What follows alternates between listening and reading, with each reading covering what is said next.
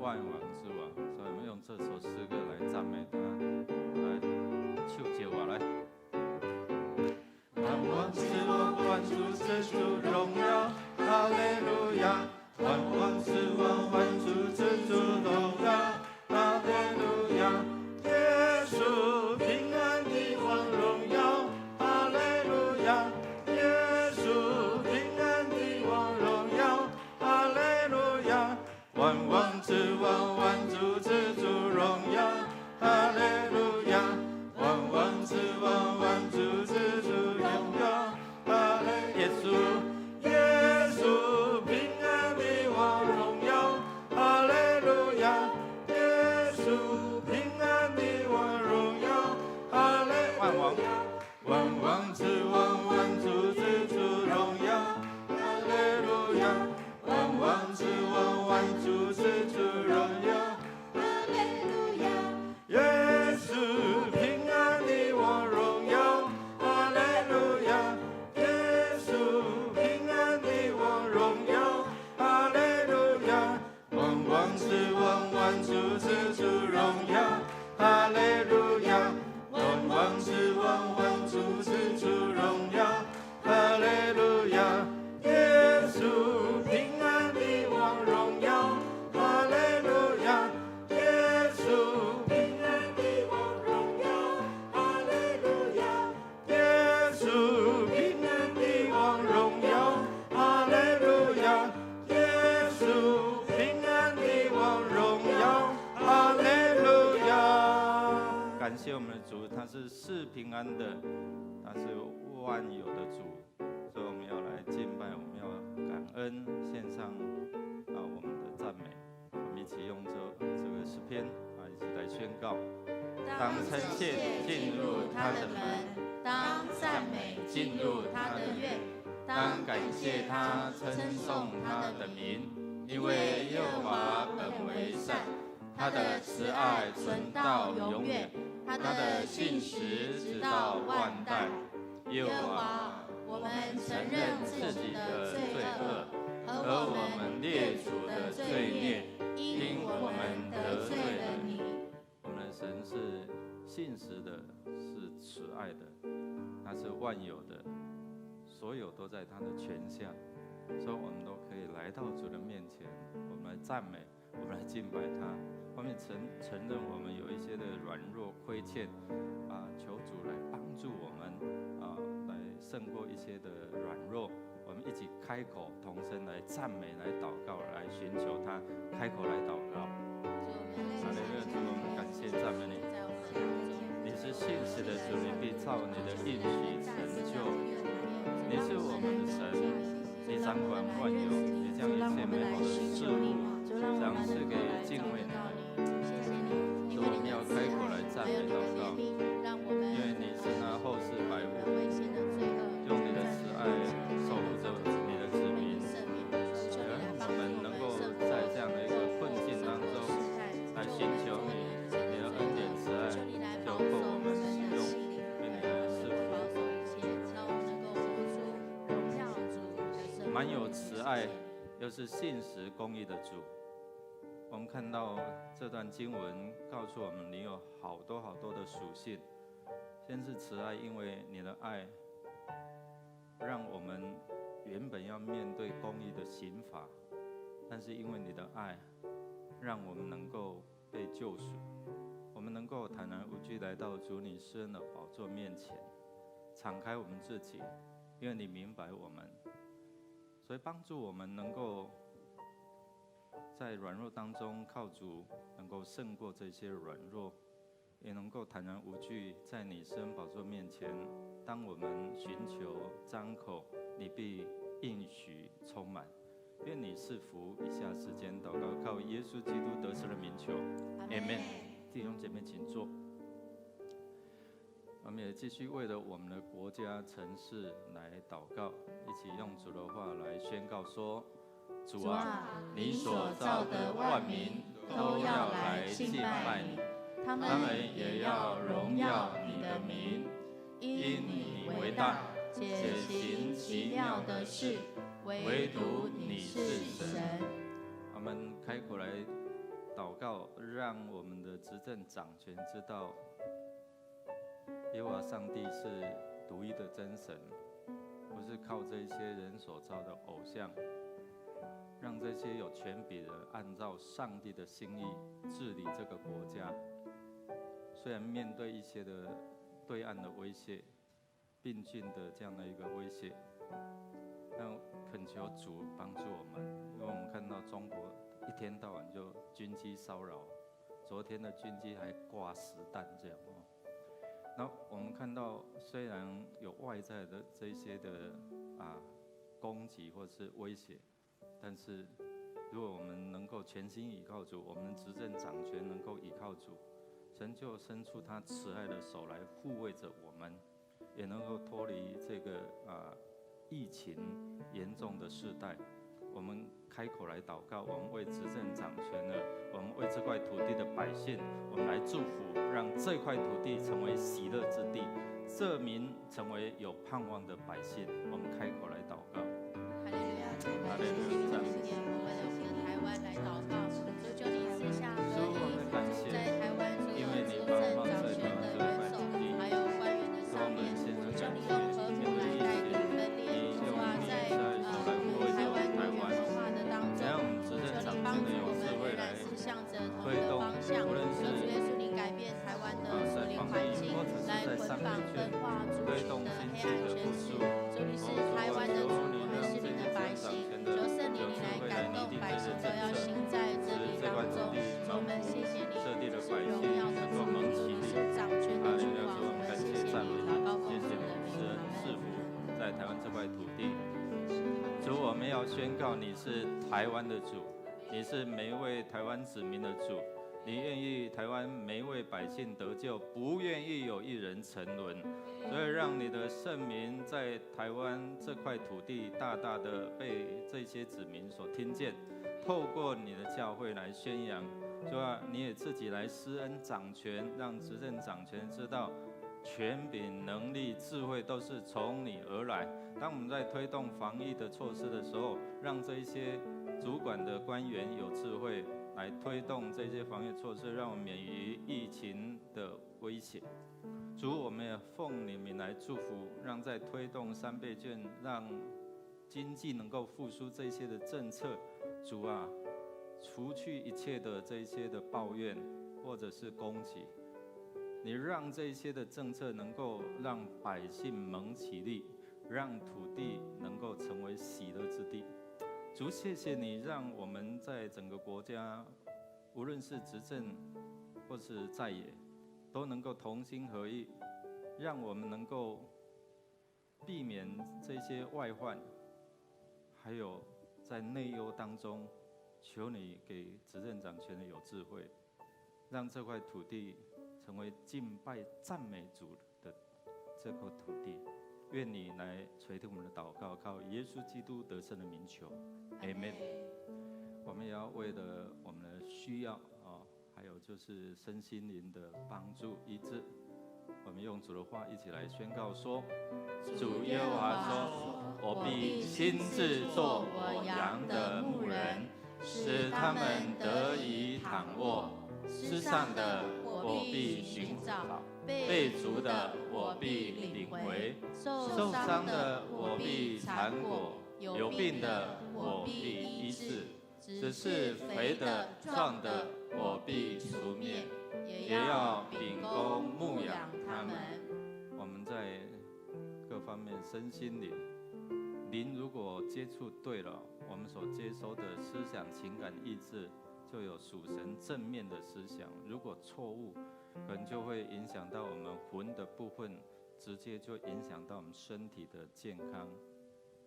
所以我们恳求神帮助我们，让我们在灵里面可以跟他有一个好的连线在婚姻感情产业，求神帮助，因为不同的原生家庭有不同的思想习惯，但是神如果在我们家做一家之主，就能够帮助我们在整个家庭婚姻上能够和谐，能够幸福。我们也恳求神，他是后世百物的主，让我们在这样的一个艰困的环境当中，依然能够得到要上帝的保守跟供应。刚刚放榜可能有一些这些的孩子，他们考上理想的学校，有一些可能不如意，我们恳求神指引他们前面的方向，也让他们跟人之间，我们跟人之间有美好的这样的一个关系。如果我们当中有需要被祝福祷告的，你可以原地站立起来。我们的弟兄姐妹，我们同工会为你们来服侍、来祷告。你也可以坐着，我们一起来祷告，为这几方面，我们开口同声来祷告。如果你有需要，你就站立起来。哈利路亚！主，我们奉你名一同来聚集。说有病痛的你必医治，受伤的你必缠裹。主啊，世上的你必寻回。主，奉你名来祝福，让我们的弟兄姐妹就活在健康兴盛里面。虽然有困境，靠主得胜，靠主得刚强，靠主胜过这些的艰困。主，奉你名你的大能充满与他们同在。主啊，我们需要在各方面，在婚姻，在情感，需要产业的，求你赐下你的产业，供应他们，让他们的家庭能够充满喜乐。主啊，我们人跟神之间需要有你的介入，帮助我们有美好的关系。主，谢谢你垂听我们的祷告。主，我们感谢赞美你。你造我们，你愿意让我们过着丰丰富富、幸福快乐的生活。但是我们知道罪进入到我们当中，使我们远离神的恩典。主耶稣，你来就是要恢复我们原有的这样的一个恩典，帮助我们借着信心来领受。主，当我们用自己的方法去寻求幸福的时候，可能违背了神你的心意，拦阻你的赐福。求你恢复这样的一个在基督耶稣里面所要赐给我们属天的智慧跟权柄，帮助我们身心灵健壮，使我们能够领受属天来的供应产业，充满在我们当中，也让我们在整个人跟神之间有美好的关系，也让我们有智慧，因为敬畏上帝是智慧的开端。让我们得智慧，我们就能够做荣神益人的事。愿你来垂听我们的祷告，靠耶稣基督得胜的名求 ，Amen。最后，我们要为了主日来守望来祷告，一起来宣告主的话说：我劝你第一要为万人恳求、祷告、代求、祝谢。为君王和一切在位的也该如此，使我们可以敬虔端正、平安无事的度日。这是好的，在神我们救主面前可蒙悦纳。感谢主，原来我们的祷告可以使我们平安度日。感谢主，因为我们的祷告使我们在服事的过程当中，让这些青年，让我们在筹备55周年的社教感恩礼拜，都能够让上帝的名得荣耀，也可以使人能够认识真理。进入到暑期，我们看有许多暑期的活动，盼望在透过这些活动，让孩子、让夏令营、让这些青少年，他们也能够在年轻的时候认识上帝，得着这样的一个祝福。少走一些的冤枉路，所以我们灵需要被更新。在耶稣基督里面，我们可以成为新造的人。所以大卫他恳求说：“神啊，给我造一颗清洁的心，使我里面有什么重新正直的灵。”神的灵充满在我们当中，我们就能够知道，靠着圣灵指引我们前面的方向。求圣灵感动更多这些慕道的朋友，让他们知道耶稣爱他们，愿意为他们付上代价。我们一起站立，我们一起来祷告，一起来守望，包括牧师的讲道包括所有的这些礼拜，我们筹备会等等，还有慕道的朋友来到我们当中，愿圣灵亲自来感动他们的心，开你的口来祝成就应许，成就供应下来。主，我们谢们感谢为赞我们的教会来祷告，主，你在这个主日当中来做弟兄姐妹有正常的灵修生活，主啊，让我们能够来到你面前，领受你属天的同在能力。你的话语就是使我们得自由的关键。你的话语是指引我们人生走在你恩典道路的关键。主啊，求你帮助我们，让我们在宣讲你的真理的时候是按着你的心意来宣讲。主啊，兴起你的教会，成为这个城市的祝福；兴起你的教会，成为我们邻舍的祝福；兴起你的教会，每个人都是基督身边。主，谢谢你。主，我们感谢，我们赞美你。你设立我们成为教会。教会就是使徒性的教会，是被呼召拣选差派出去，让人能够来亲近你，是一个祭司，是站在人跟神之间，成为一个美好的媒介管道。主，我们感谢，每一次我们祷告，按照你的心意祷告，你必垂听。我们为着这些世上灵魂在守望祷告的时候，你看重他们。主啊，你的灵要运行，让他们的心敞开，认识你的真理，真理进入到他们的生命，就能够得自由。在主日敬拜，我们邀请你在这边掌权做主，喜悦我们敬拜，悦纳我们的敬拜。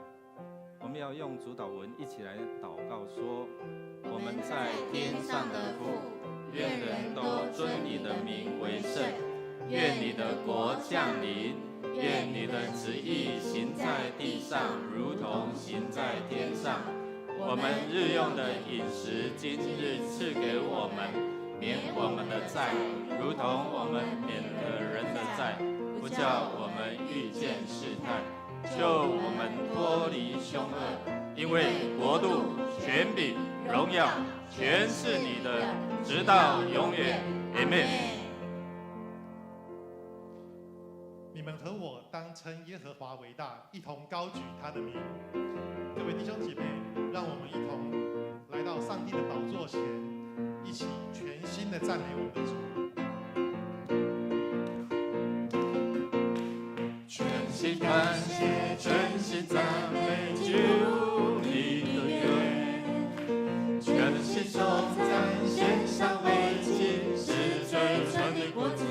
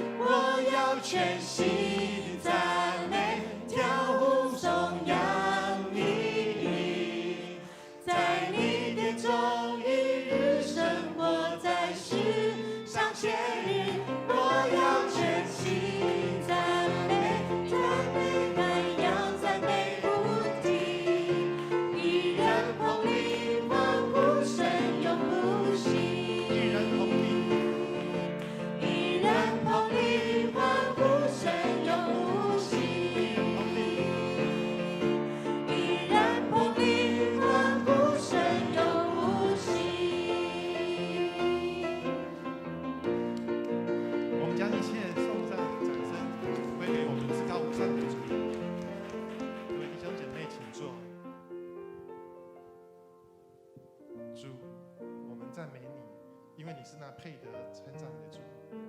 谢你设立圣洁的宝座在这里，让我们来用无比的生命来赞美你。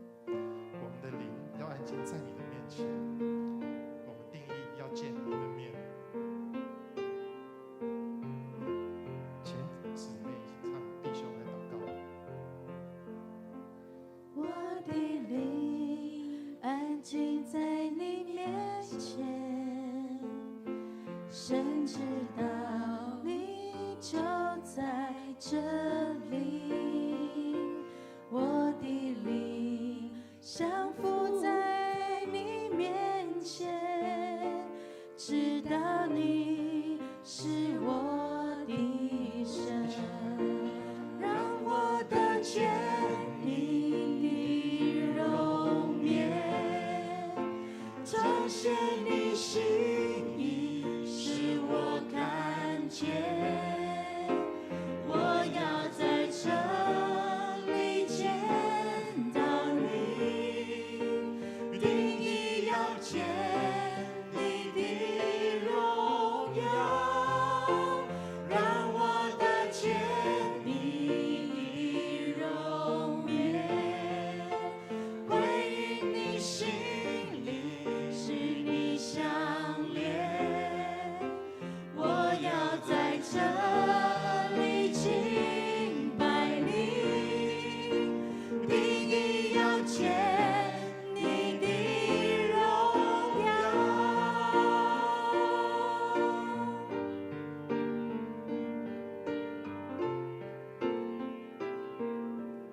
弟兄唱，我的灵安静在你面前，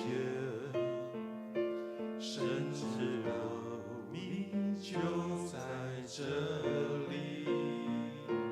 我的灵降服在你面前，知道你是我的神。一起来。让我得见你的容颜，彰显你心意，使我看见。我要在这里见到你，定义要见你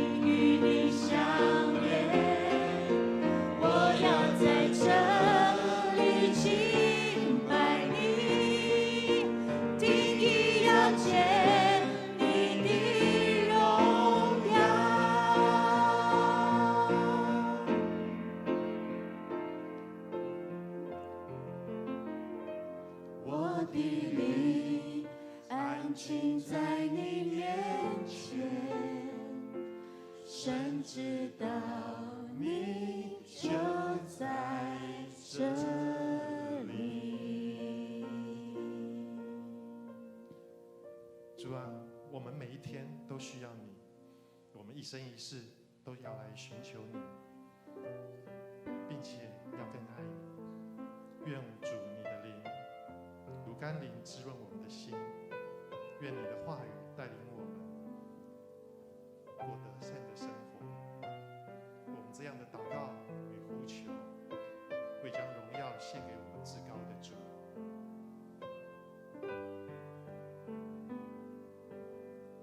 让我坦然无惧来到施恩桌前，用心灵诚实寻求你。亲爱的天父，我何等地需要你，需要更多你的同在，在我生命。让我坦然无惧来到施恩座前，用心灵诚实寻求你。亲爱的天父，我何等地需要你，需要更多你的同在，在我生命。每一天，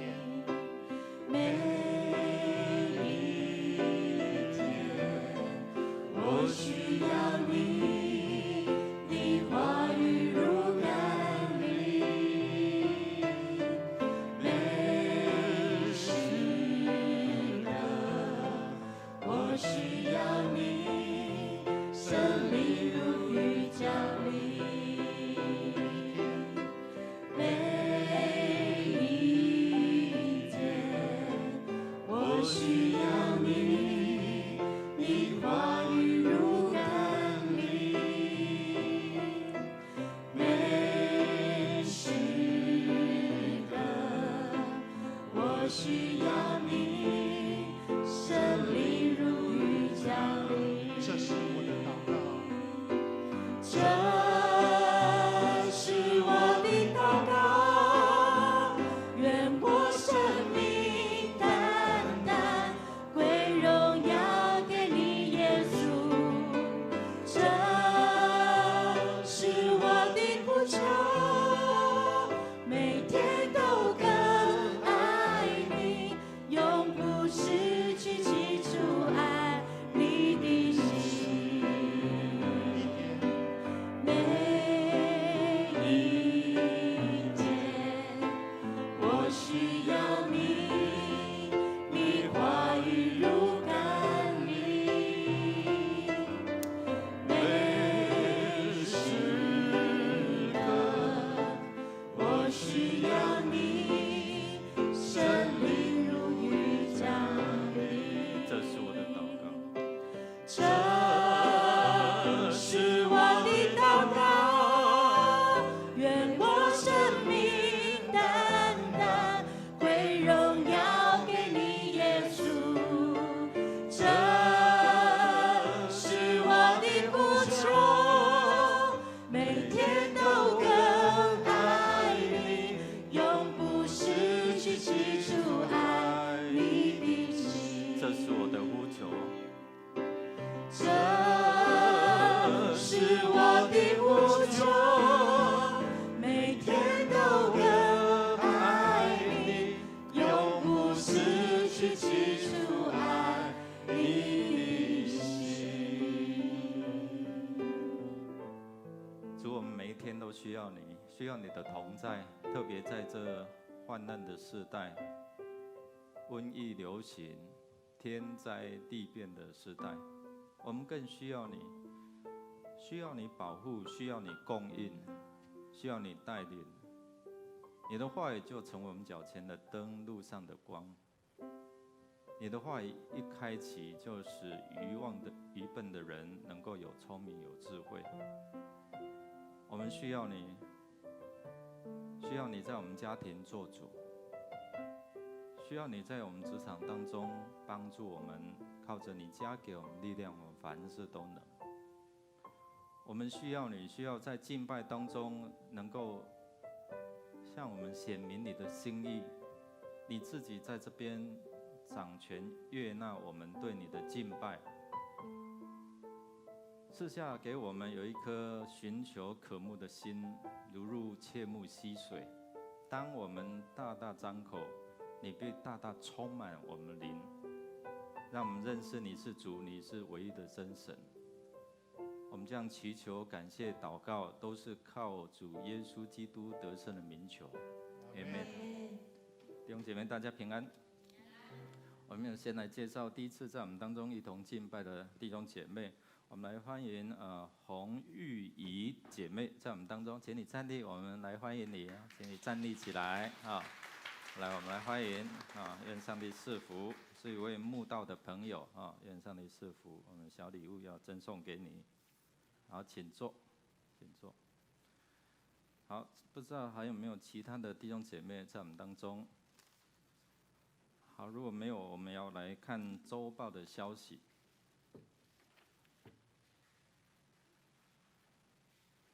我们7月26号下午1点会召开长执会，请各部门在7月24号前来提出你的报告。在传道部的部分，我们为了55周年庆典，我们预计在10月25号在博宴国际宴会厅举行这样的一个布道的感恩礼拜。那我们今天下午会在501会议室来召开第一次筹备会，敬邀各位筹备委员，就是牧长团队、各部部长、成人牧区、青年牧区，就是各牧区的区长等相关的人员，我们一起来筹备。7月20到25号是我们阿嘎佩品格夏令营的开始，我们也征求这些爱餐膳食，还有采买等等的这一些的同工，因为你的参与，让这些年轻人还有小朋友能够被祝福能够好好的来服侍。所以如果你有这样的一个感动，你可以向张端荣执事报名，或者是到1楼公布栏来登记。我们的名牌关怀小组就是我们一进来，然后比如说今天有新的朋友来，那我们需要在楼下有这些作业的同工或者是接待，然后帮助他能够很快进入到我们教会。那这样的一个事工需要都需要有同工来参与那如果你有感动，也可以在1楼来填写，或者是向李章玉执事来报名。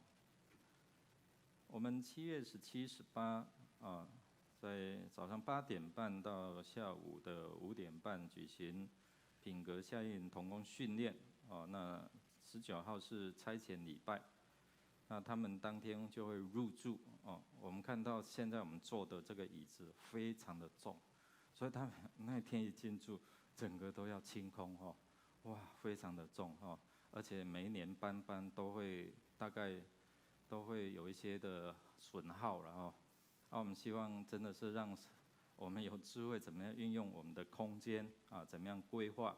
那也透过这样，我们也可以一起来协助我们有将近40-50位的这些的青年志工我们也在祷告当中来祝福那一周我们周间的聚会是暂停的在教会的聚会，但是你可以来为他们来做这样的一个祷告跟祝福。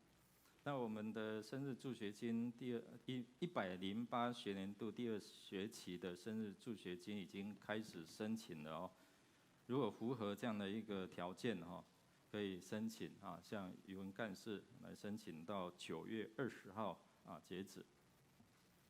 那其他的这样的一个消息，请我们自己来看我们来看今天的金句，我们一起来念2遍，一起来。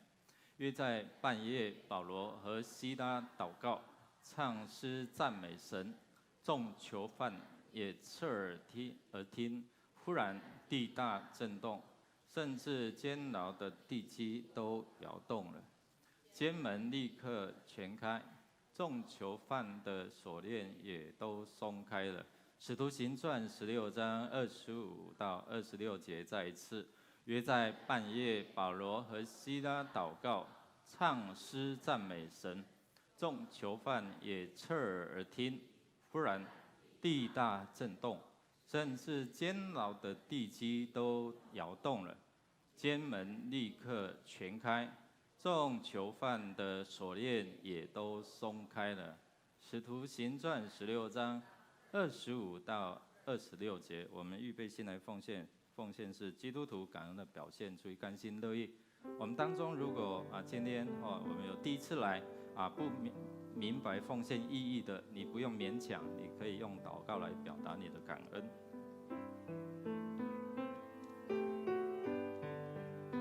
我们一起来用献上感恩这首诗歌来唱。牵手。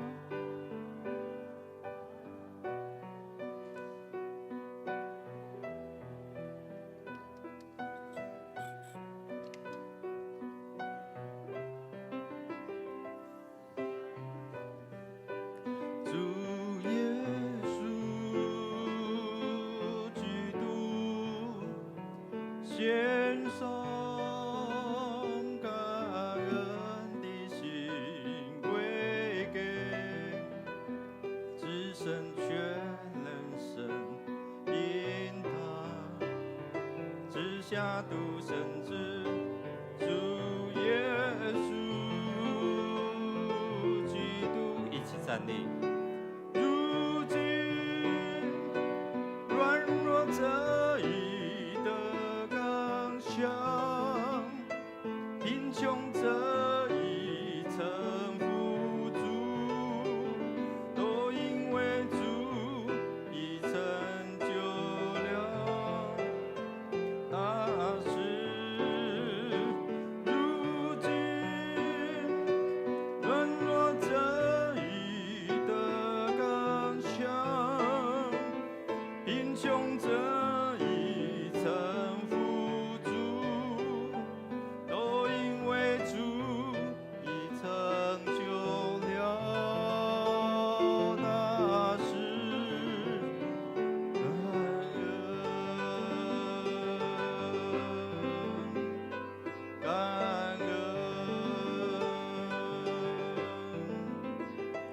感恩。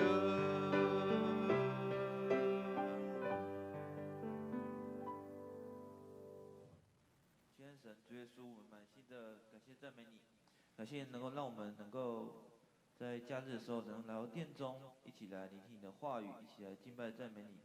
就是帮助我们，就是赐给我们一颗赞美的心、赞美的灵，让我们能够不论何时何地，我们都可以一起在这个地方敬拜赞美你。感谢你，我们现在献上我们的时间、金钱作为圣工所用，愿主你来悦纳。我们将满心的感谢、祷告，奉靠耶稣基督的圣名祈求。阿们。坐下，彼此祝福说：上帝的话语激励我们一起来赞美。上帝的话语激励我们一起来赞美，请坐。上帝的话语可以帮助我们能够来赞美他，不管是在任何的环境。请我们翻开在《使徒行传》第16章，我们要从16到40节，有一点长但是也帮助我们。平常如果没有常常在读经的，我们借着这样的机会，我们可以来读上帝的话语。《使徒行传》第16章，我们接续在上个礼拜所看的。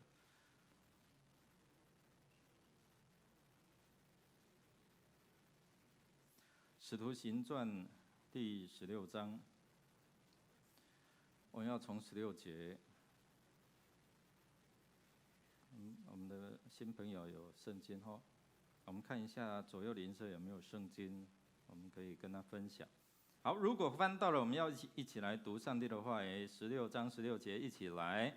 后来我们往那祷告的地方去，有一个使女迎着面来。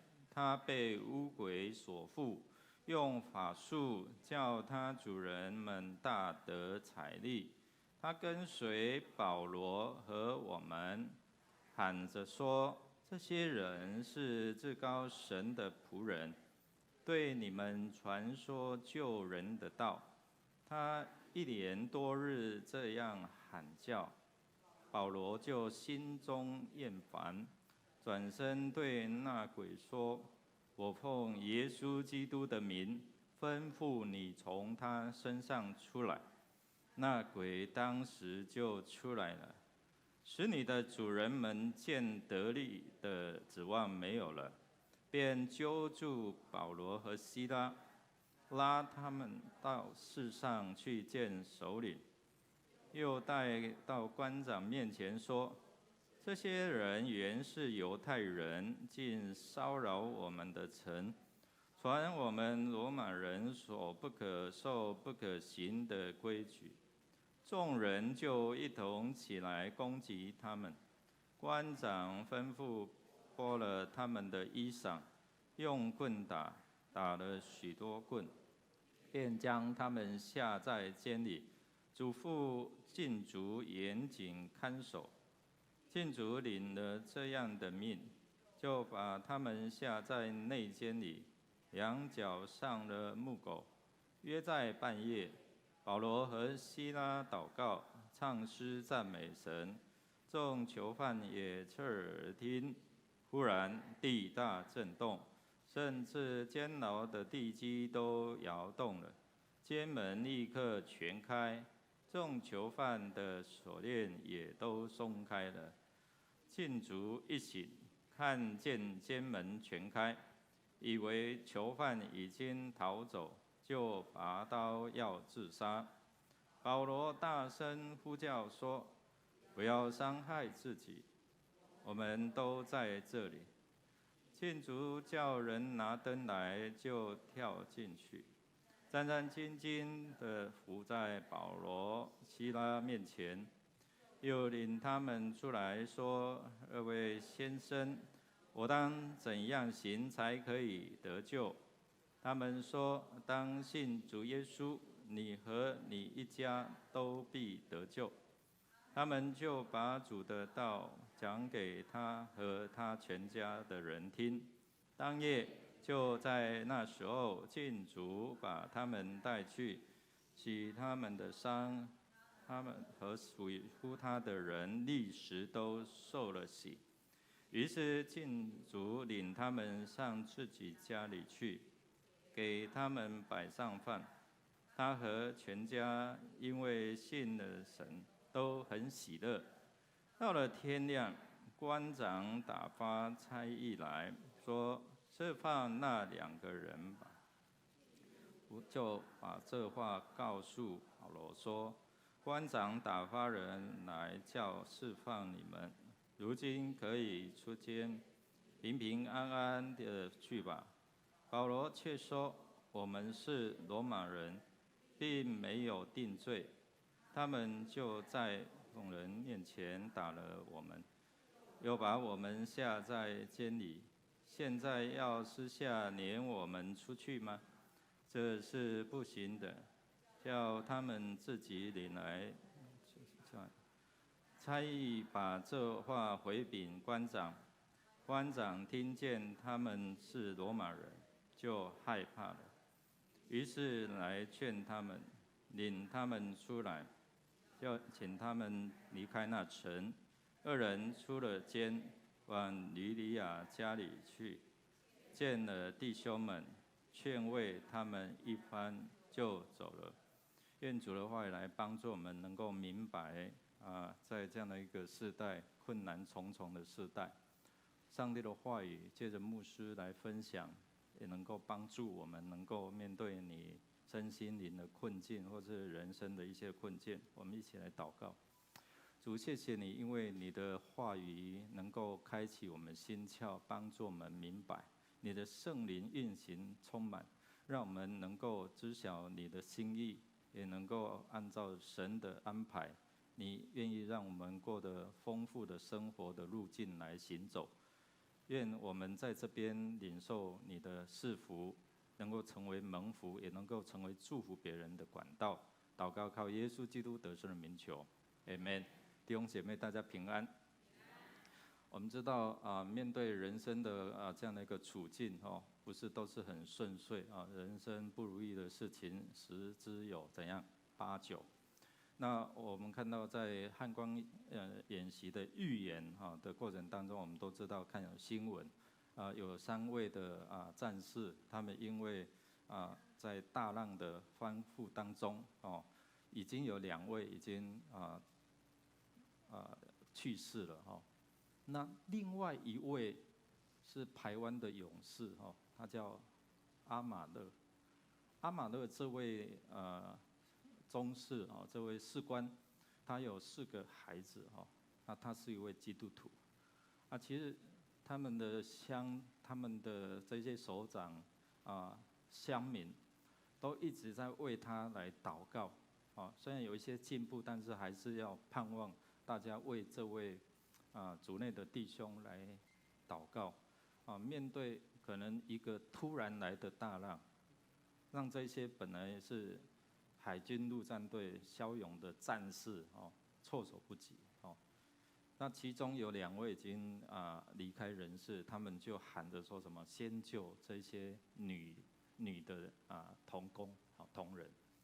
所以我们看到在劫后余生的这一些的女性的士官或者这一些的官兵他们在分享这一些人是为了要怎样他们提醒说先救这些的女性的同工这样所以我们看到在面对一个浪突然来临的时候，有时候让我们措手不及，可能会丧失掉我们的生命那这样的一个大浪，可能也好像是我们在考试的过程当中最近7月8号刚放榜原本有可能我们自己的设定，或者是你当父母的我囡仔应该考上什么考上哪一个理想的第1志愿，或者他心目中理想的这样的一个学校，预定的这样的一个目标，但是可能有时候事与愿违几家欢乐几家愁，可能在整个经济的动荡这样的一个疫情的影响，原本你的收入会受到一些的冲击可能会失去了一些原有你的这些要得到的这样的一个祝福那面对这样的一个冲击，我们来思想可能这一些的环境不断的在影响我们，可能一不小心这一些的事件来冲击我们，那我们怎么样去面对这一些人生的起伏变化，对你我有什么意义？有人是绝望了，有人是可能在这当中好像想起了圣经的话说万事互相效力，叫爱神的怎样？我损失还可以得益处吗？但是从上帝的话到底要告诉我们，这个人生起伏变化的意义是要做什么？然后是不是有进一步来告诉我们？我们听讲到，我们看圣经是要寻求说，在这样真理圣经里面，我们面对这样的一个挑战，我们福音所传扬的困境，或者是我们自己在生活上面、婚姻上面、工作各方面有这样一个困境的时候，我如何去面对？这个就是有没有什么方法可以帮助我度过现在的一个困境？弟兄姐妹，我们透过这一些的困境，我们知道刚才讲的有一些不如意的事情，好像吼叫的狮子在我们的门前，好像在这样的一个等待那我们面对这样的一个巨变的社会，我们要怎样去面对这样的一个巨变的改变的环境？我们看到保罗跟西拉、提摩太，特别这个新的团队，我们在上礼拜看到什么？他们有做很奇妙的事情，然后使那个女富商吕迪亚她全家来信主。现在他们被接待，然后他们又回到这个祷告的地方，回到那个使吕迪亚还有他全家信主的地方。我相信这个团队很用心，然后再一次的出发，希望得着更多的人，所以他们又回到祷告那个地方。就当他们在走着走着，就有一个被污鬼附身的这一些的使女啊，这个使女她就一边喊叫一边喊叫啊。那在这个过程当中，我们看到什么？我们看到他说至高神的仆人，哦，他在这样呼喊至高神，到底是什么意思？是在喊天父上帝吗？耶稣基督吗？如果他不是犹太人，他所谓的至高神，是在讲宙斯啊。所以保罗因为他一连几天在那边，我在传福音，在讲道，你就在旁边在那边呼喊，很烦。所以圣经告诉我们说，保罗觉得很厌烦，因为他是在搅扰，他不是一个助力，不是在告诉你们来听哦，他讲得救的道理哦，就好像牧师在讲话，后面有一个人就在呼喊，牧师是上帝的仆人，然后他在先讲得救的道理。就好像在搅扰这样的一个聚会一样骚扰哦，所以我们看到保罗就奉耶稣基督的命令来赶走身上的邪灵。圣经里面一开始告诉我们说有污鬼在他的身上，所以当这些污鬼被赶出去的时候，我们看到好像我们会很喜乐说，这个人已经被这个上帝的全能来释放，然后得自由，应该是很高兴的哦。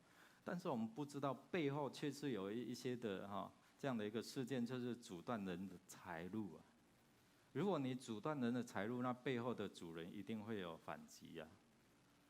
所以我们看到这个使女被污鬼附的是什么样的灵哦？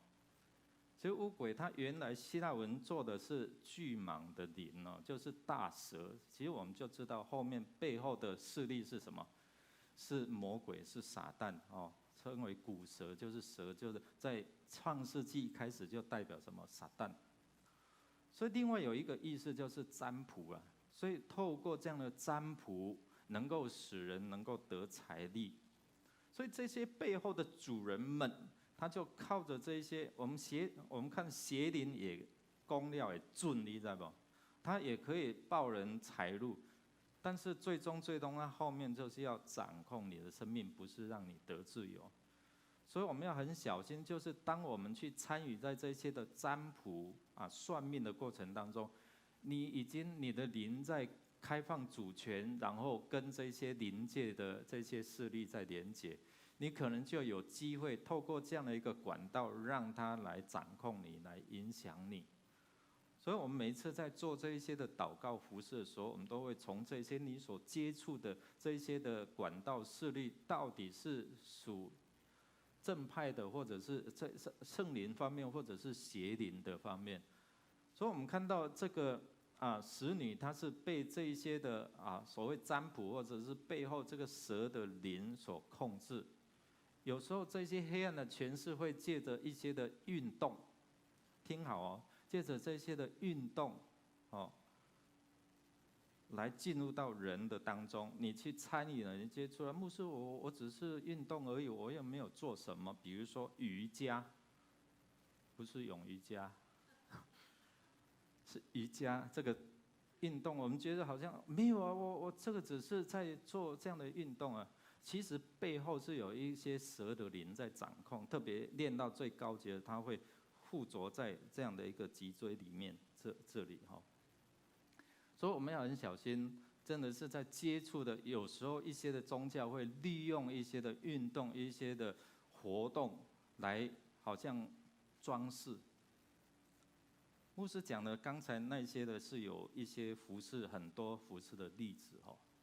所以我们不要只是把它看反正这个是运动，其实就是让你慢慢接触，然后你在追求更高端的时候，那个灵被打开了它就容易控制你。有一些很资深的这些的人，他们参与了，他们后来很痛苦，最终是透过这样祷告服事来帮助他们，才能够得自由。这些的使女们，他们也是一样被这个黑暗的权势掌控，所以成为别人赚钱的这样的工具。所以我们看到，当他阻断保罗西拉阻断人的财路的时候，就受到一些的反扑。所以，当我们在传福音的时候也是一样，我们要先为他祷告，我们要敏锐说，在这个人或者在这个区域有什么样黑暗的权势哦。所以我们为什么要同心合意一起祷告？当你碰到一些事情的时候，圣经也教导我们2个人同心合意祷告，求能够得到上帝的权柄来应许在我们当中。所以这些人的反扑的，就是因为说他们来骚扰我们，让我们罗马人不能接受的，因为他们不能参与在这些异邦的信仰宗教，所以主人们就用这样的一个规条来控告他们。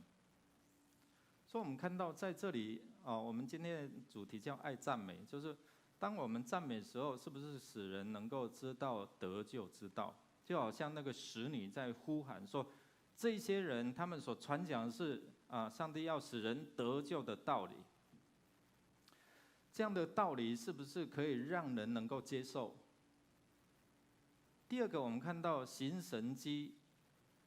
你行神迹，如果在像路斯德那样，如果他们愿意接受这一些的祭司们的供奉，行神迹应该是住套房嘛，但是结果是住哪里？住牢房啊！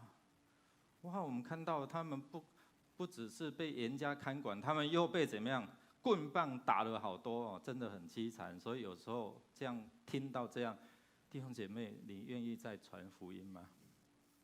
其实，在台湾还好啊。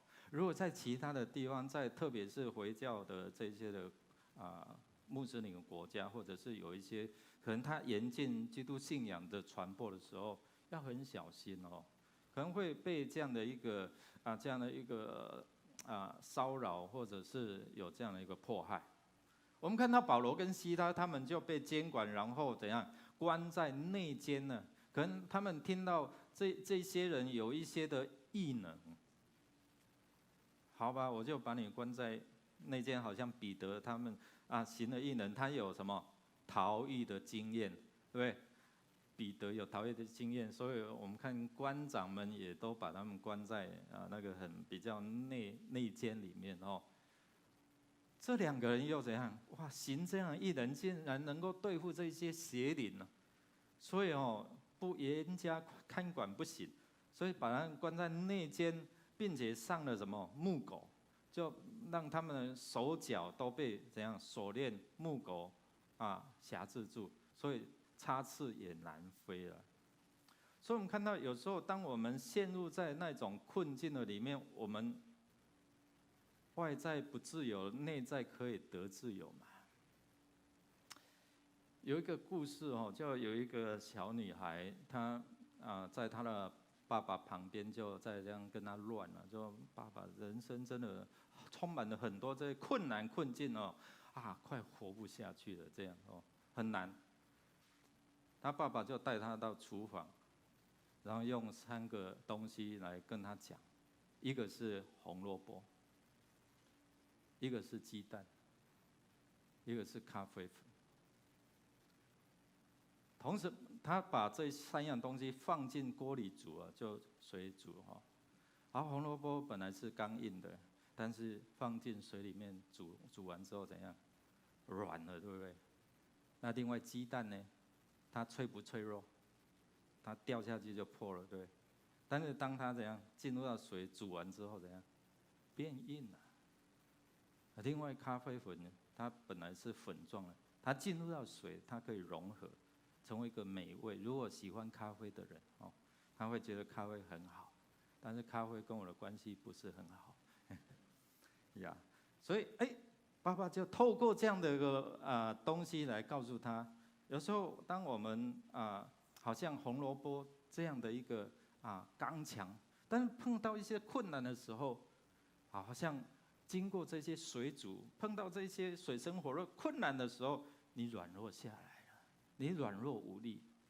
那有时候我们可能这样的一个软弱，好像鸡蛋一样，但经过这一些的锻炼这一些的环境的影响，可能我们成为一个比较刚硬的，心里面好像对事是看破了，无情。那另外呢，咖啡粉调和之后美味，所以能够使人舒畅。对喜欢咖啡的人来讲，所以什么是可以让你有这样的一个得自由？外在环境会影响到我们对人生的态度看法，但内在的最重要的内在可以帮助你。就好像这位父亲在教导他的孩子，面对这些困境的时候，你用什么心境来看待？当你赞美的时候，就好像保罗跟希拉他们用赞美能够胜过这些环境哦。第三个，我们看到这个禁足啊，犯人逃，我必亡。就是说他们在看管这些重刑犯的时候，如果让他逃脱了，他必定要付上代价，他要面临死亡。遇到这一些的这刑罚，我就用我自己的方式嘛，所以他就选择要轻生嘛。他知道他所要付上的代价，所以他选择我一人就自己承担吧，我死了算了。他没有想到他的家人，他没有想到他这样做，他的家人会有什么样的一个痛苦，是痛苦的延伸。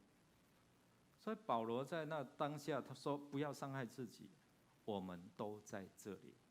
保罗跟希拉没有逃走。众囚犯也没有逃走，所以我们看到，面对这样的困境的时候，有时候我们软弱下来，好像那一个红萝卜一样，我们软弱了，无力了，我没有办法做什么，所以我就选择自己结束自己的生命，安尼较归去啊。所以我们看到这些是人生在面对一些挑战困境的时候所面对一些。你如何去反应？这一些人生起伏的意义，对我们来讲是怎样？是在锻炼我们，或者是在让我们软弱下来？所以他寻求了一个帮助，就是说两位先生，那我该怎么办？我们回到初代教会，当他们听了上帝的话，然后扎心，然后他们也回应说，我们要该怎么办？如果我们有这样的回应，还有救，你知道吗？我可以做什么？我可以做什么来帮助我自己能够面对这些的困境，而不要像这个狱卒一样，说还没有做什么，我就想要结束这样自己的生命。我还可以做什么？我相信上帝关了一扇门，他为我们开了一扇窗。所以，当这个禁足在寻求说，我可以在这个困境当中，我可以做什么？因为他对自己的前途、对自己的生命，真的有一些的这一些的无助。有很多人也是这样哦。那我们看到这位使人得盼望的上帝是怎样的上帝？黄银这位女孩，她在5岁的时候。他就发觉他得了这个肌肉萎缩症，没有办法跟像一般的这些的孩子一样跑跳玩耍。他很期待能够跟一般的这些的孩子一样，能够在童年很快乐的玩耍。但是他没有办法，也没有办法到学校。他在7岁的时候，他想着说：“好，我就试看看。虽然我坐轮椅，但是我试试看看。”结果一试就跌倒了。人以为他是坐不稳，就他是想跟一般的这些的孩子一样。那7岁的时候，他随着父母到处去拜，听说这间庙很灵验，就到那间庙去拜。后来遇到一位很高明的这个老师，就告诉他说。来，你就拔杯你就拔杯看看，然后你拔几个想杯那你可能就几年后会复原。所以他大概5个，表示在他12岁的时候，他可以恢复身体的健康。哇，这对他来讲是一个期待嘛，对不对？一个信仰帮助人是有一个期待。所以黄银他就开始把这样的事情记在心里面，所以他就期待，然后他也努力，他在家有这样的一个自学。结果到12岁，他很期待，很高兴。结果12岁过了，我的身体还是这样，所以他从此对任何信仰他就失望了。他失去了那种对人生的盼望。在他的自述里面，他说有好几次他也想要轻生，因为他真的是很痛苦，没有办法跟一般的这样的一个孩子，成长了年轻人的这样的一个喜乐，这样的一个活力，他没有办法。那后来他住在澳洲的舅舅常常跟他分享他的信仰，他的舅舅是信主的他就常寄一些属灵的书籍然后跟他联络，然后鼓励他。所以透过这样的鼓励，帮助他能够重新的站立起来。在2018年，他受洗成为基督徒。在2018年，他开始学习，他总不能一辈子就靠他的父母，因为看到他父母渐渐的年长老迈，他在想说，我如何可以自己养生呢？所以透过这样的一个自学，他学习英文2年他2年，他成为一个网络这个我们看到线上常常有教学英文，对不对？不用你到现场去教，就透过这样视讯视讯可以看到脸就好了，又不用看到我的身体，所以他可以做着这样的一个教学。透过2年这样的自学他应征了这个线上英文教学的这一个工作，打败了一些英文科系毕业的人，所以他可以透过这样的一个信仰的帮助，然后他重新站立起来。虽然身体没有这样的一个复原，但是他开始内在充满盼望。我只是把他的故事稍微简短缩短你们可以去基督教今日报可以 Google 一下。这个小女孩现在29岁，她因为有这样的一个盼望，所以让她能够自学英文，可以学习，然后成为一个老师，可以自食其力这个是神给她有这样盼望的动力何况我们都是比较健康的，她能够做得到，我们可以吗？我们当然可以，只是心里面你有没有这样的一个盼望的动力好，所以我们看到人生的困境是可以有启发我们怎么样去过我们人生。你是怎样一个人？所以保罗跟西拉他们在面对这样在内监被毒打，然后冤屈的过程当中，他们在那边敬拜赞美敬拜赞美，我们听不是唱靠调如果我们在那个困境当中，我们唱的歌都是怎样？很悲哀的，被遗弃的。但是我们看到他们2个竟然在唱敬拜赞美的诗歌，在赞美神，众求万侧耳在听，他们注意在听。这2个人是啼笑吗？这2个人是疯了吗？在这样一个患难困苦的环境当中，他们还可以在那边大声的赞美神。当我们在赞美的时候，我们看到困境会渐渐的缩小。如果我们一直执着焦点放在我们的困难，它的困难的影像就会越来越放大，就告诉你说你没有办法，你绝对没有办法解决，你没有办法。但是我们看到赞美的时候，我神，你真伟大，你真伟大，你真伟大，在你没有难成的事。当你在宣告这些诗歌的时候，你会渐渐的让这些困境慢慢的缩小。原来有一位神，就好像刚才那个黄莹姐妹一样的例子，原本是不可能的，她想要这样的一个好几次结束自己的生命，但是因为新的这样的一个信仰进入在她的生命当中，让她缩小了她的困境，缩小了看见她身体肌肉的萎缩，然后放大神的全能，神能够改变，让她的心思意念能够改变，就好像这个狱卒说：“我该做什么才能得救？”缩小这样的困境，让我们看见神可以在我们生命当中成为我们什么样的帮助。面对可能要面对刑罚的这个死刑，他寻求了一个怎么样的帮助？就好像我们面对可能永死的这个困境，我们透过一些的宗教仪式、宗教的方法，昨天牧师才从7点起床，然后服侍这个告别礼拜一直到回到教会晚上8点多了在整个过程当中，我们看到这些很多的家属，他们是没有信主的。那我有机会再跟他们有这样的一个对谈。那其中有一个，你结婚多年，你有孩子吗？没有没有孩子。那我们在想说，那以后谁来祭祀你啊？我就谈到这个问题啊。我说你真的可能，如果这个信仰，你妈妈的信仰可以解决你这样的一个困境，你知道吧？以后没有子嗣的时候，你怎么办？对不对？谁来祭拜你？那你以后吃什么？这些就是华人心里在想的事情。信主也是，我怎么办？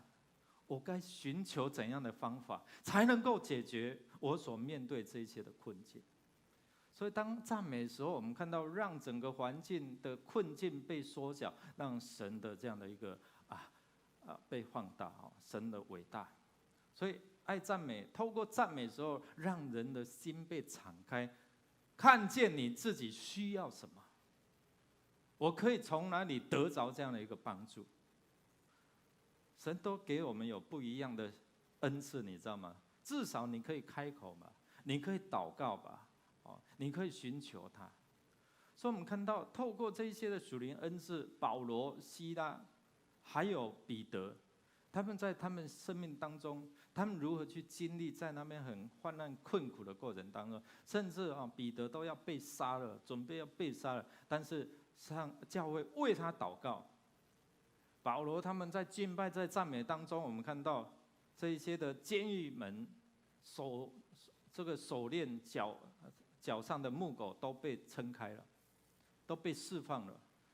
我们看到天使就为彼得来打开监狱的门。神给我们有祷告的恩赐，你知道吗？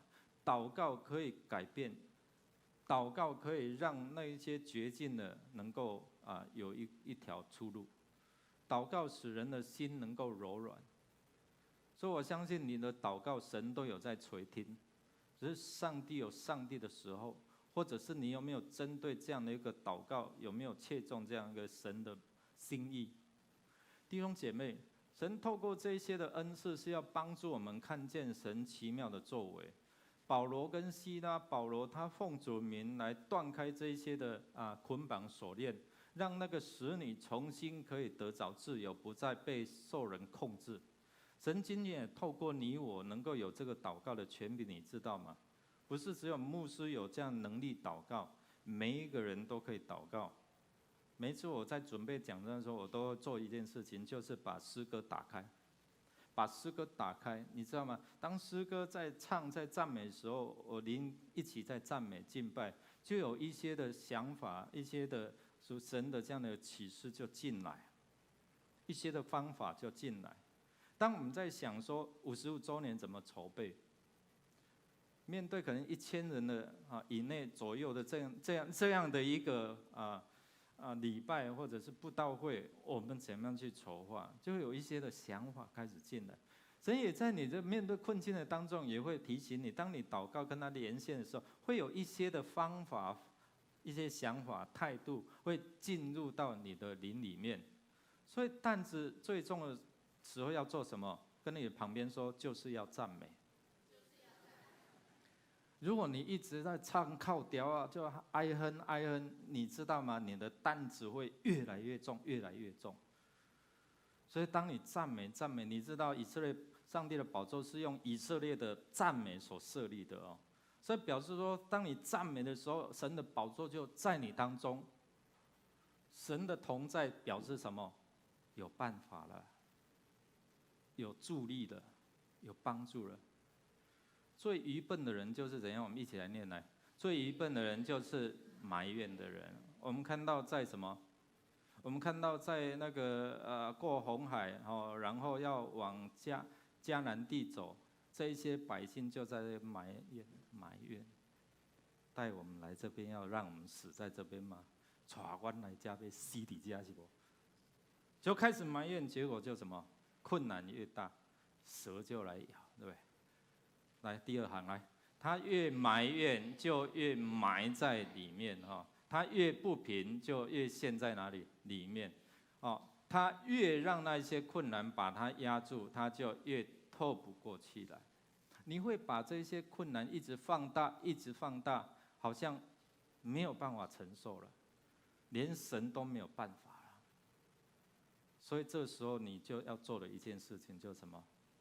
现在手机很方便吗？YouTube 你就打下去赞美之前哈，很多诗歌就会出来，你就选择赞美。等一下我们唱了回应之后，我全心赞美，我全心赞美，不管在什么样的环境当中，我全心赞美。他是超越一切困境的神啊，他可以帮助我们。所以我们看到保罗，他在整个过程当中，他也有智慧充满在他的生命当中哦。他汇集了他的资源，他是一个罗马公民呢。你知道要取得罗马公民不容易啊，有一些官长甚至用钱来买这样一个身份。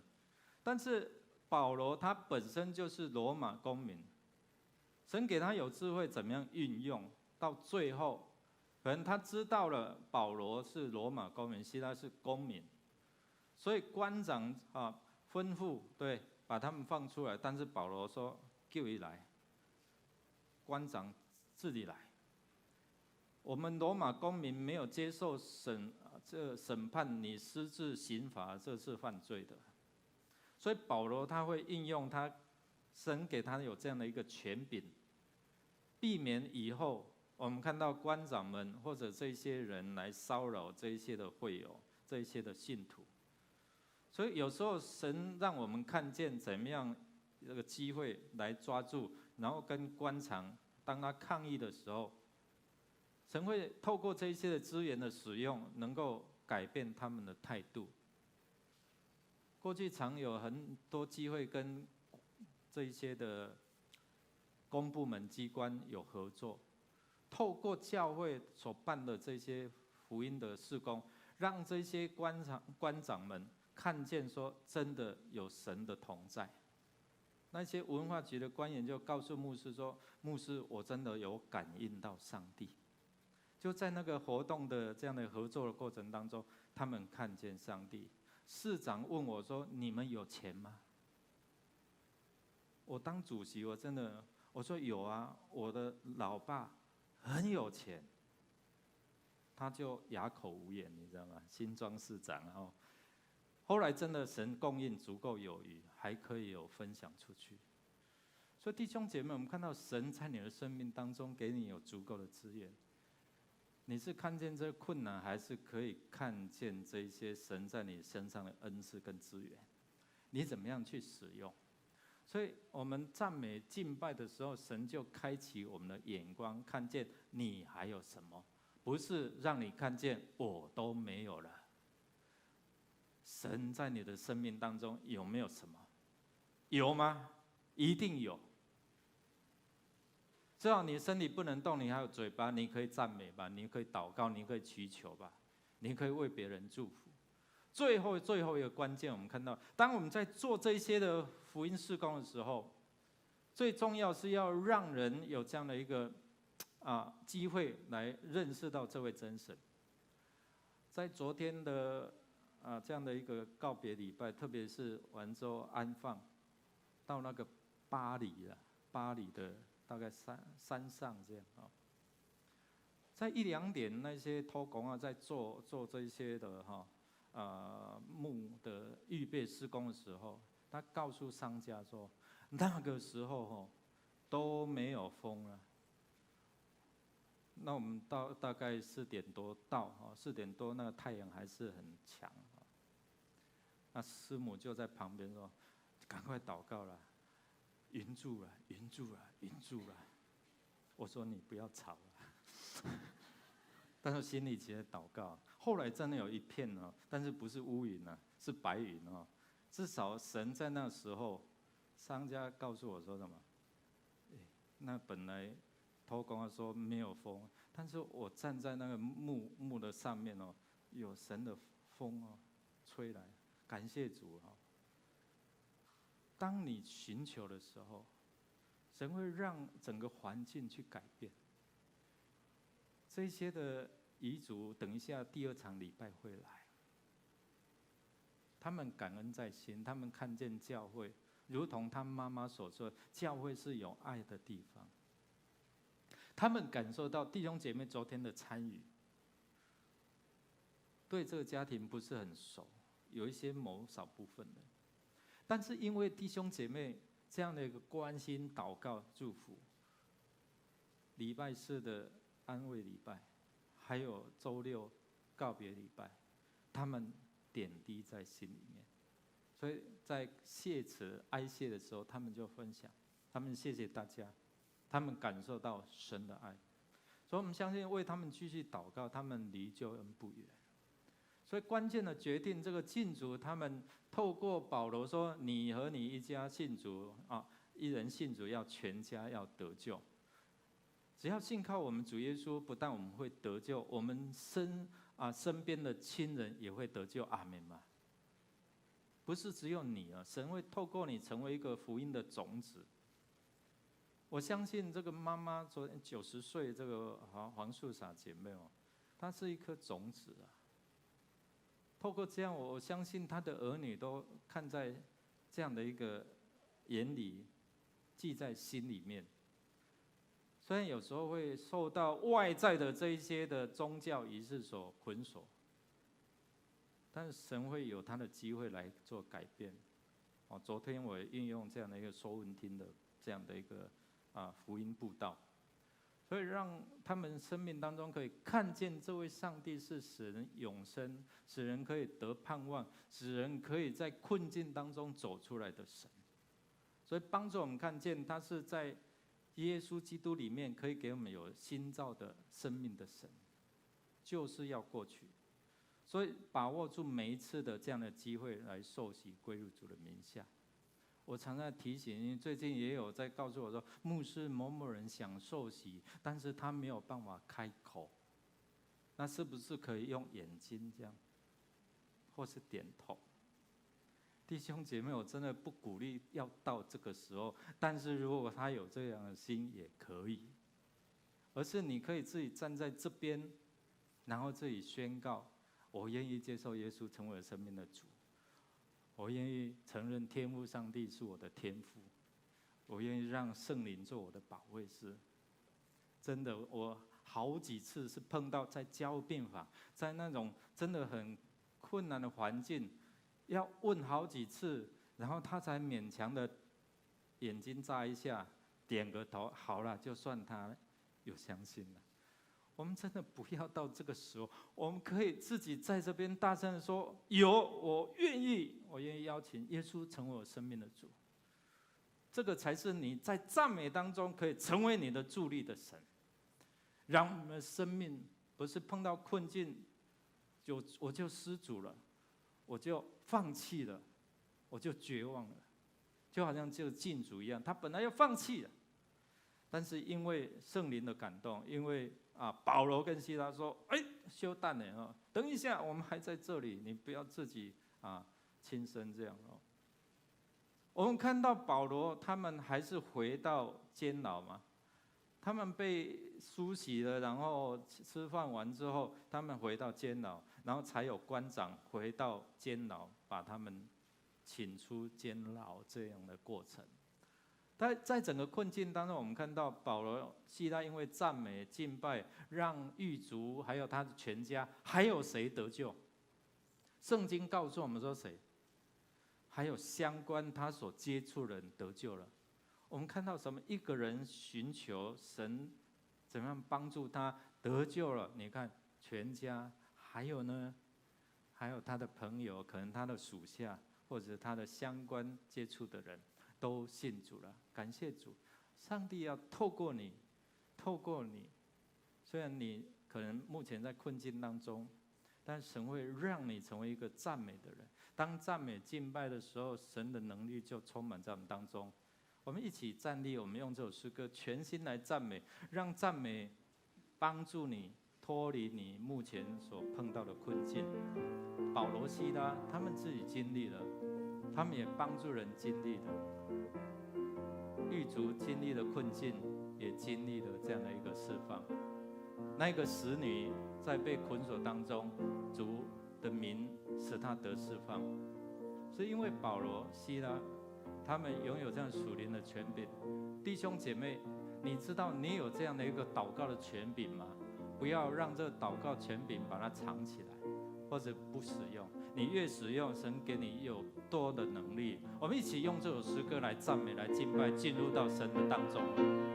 全心赞美，全心赞美主你的约，全心颂赞献上为祭是最纯的果子，在你里面已无挂虑，许了美意，常常传写不住祷告，盼望在于你，我要全心赞美，赞不颂扬你名，在你殿中月日生活在世上节日，我要全心赞美，赞美还要赞美无益，一人本律万物神永不息。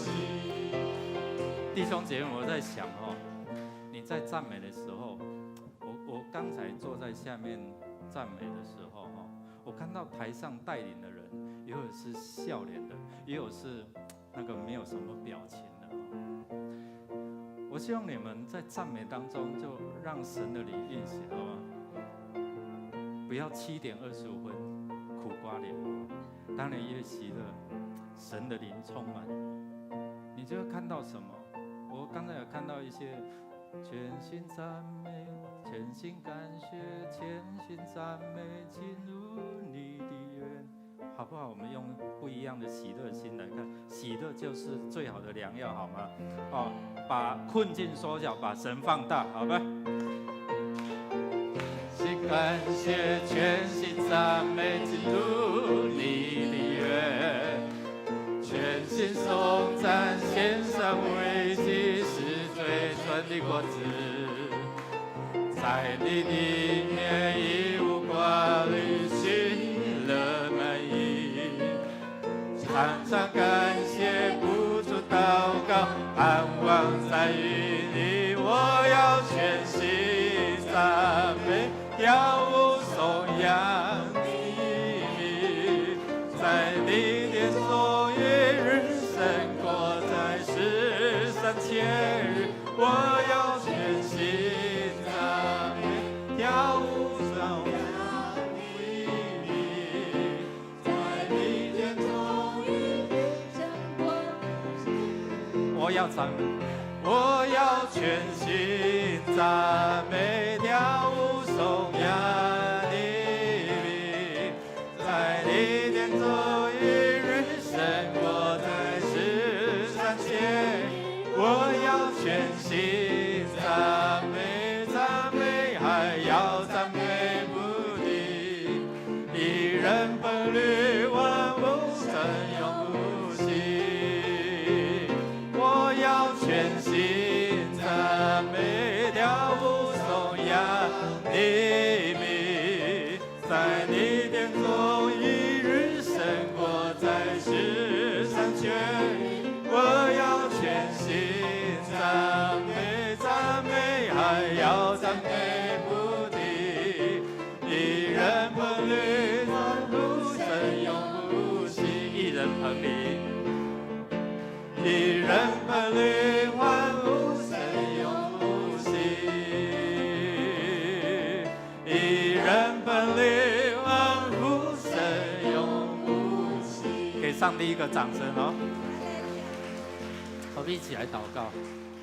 主啊，你真伟大，你超越万有，你是掌管万有的神，所以在你没有难成的事。主，有时候我们只把我们的困境放大，却把主缩小了。主，你是万有的主说你最大，帮助我们。当我们把你放大的时候，我们就让这些困境缩小。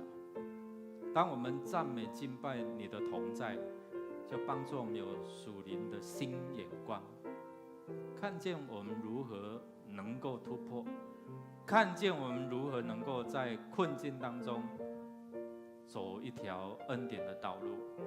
主，谢谢你，让我们每一天常常赞美，不住的祷告，凡事谢恩。这是主你所定的旨意，帮助我们不断的去赞美敬拜。神，你的能力就充满，帮助我们眼光焦点就在于主的身上。愿主耶稣基督，你复活的大能，你胜过黑暗权势的能力，充满在我们弟兄姐妹，让大家能够支取你属天的能力，祷告就有大能。天父上帝，你不弃绝我们，你一直在护卫着我们，用你的慈爱双手引领我们，靠着你所应许的圣灵，让我们凡事都能，从今时直到永永远远。Amen。弟兄姐妹，请坐。我要全心赞美，跳舞颂扬你，在你眼中一人胜过在世上节日。我要全心赞美，赞美还要赞美不停，一人捧你欢呼声永不息。我要全心赞美，跳舞颂扬你，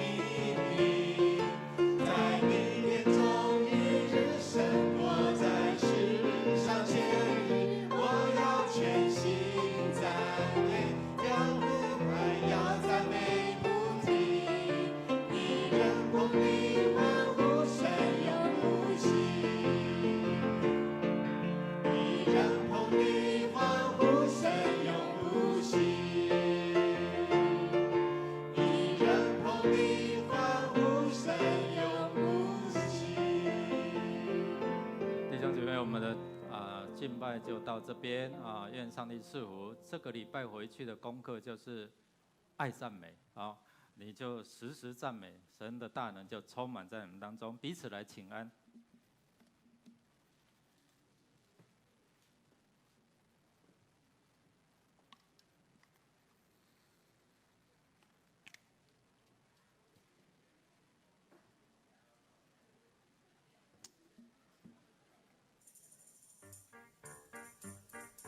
万王之王，万主之主，荣耀，哈利路亚！万王之王，万